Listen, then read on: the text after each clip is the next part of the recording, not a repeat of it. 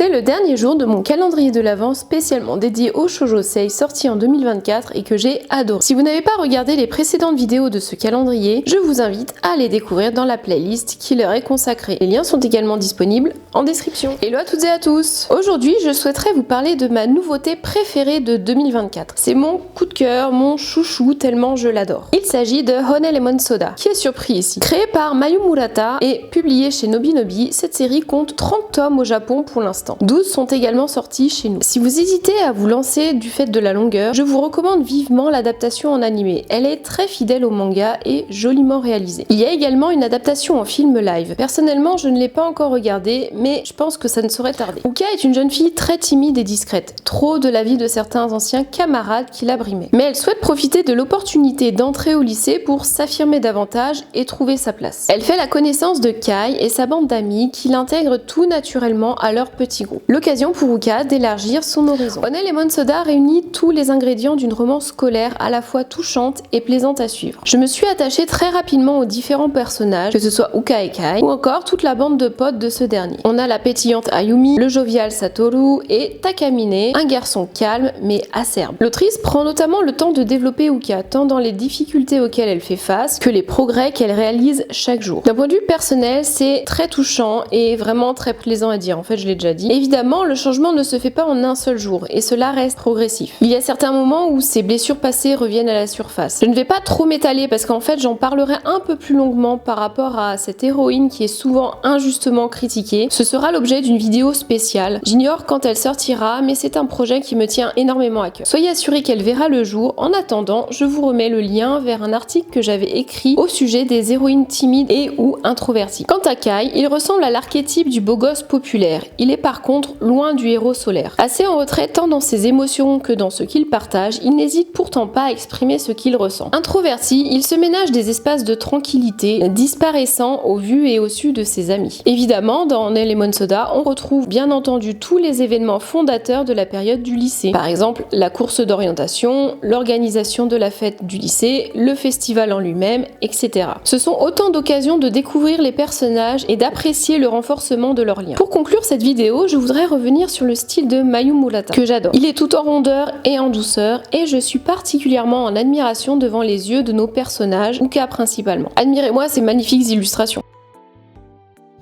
Et voilà, c'est tout pour cette dernière case du calendrier. Vous aussi, vous êtes fan de cette romance pétillante et touchante? Dites-moi tout en commentaire. J'espère que cette série de vidéos vous a plu et qu'elle vous a donné quelques petites idées de lecture. On se retrouve bientôt pour une nouvelle vidéo qui, je l'espère, arrivera prochainement. Ciao ciao!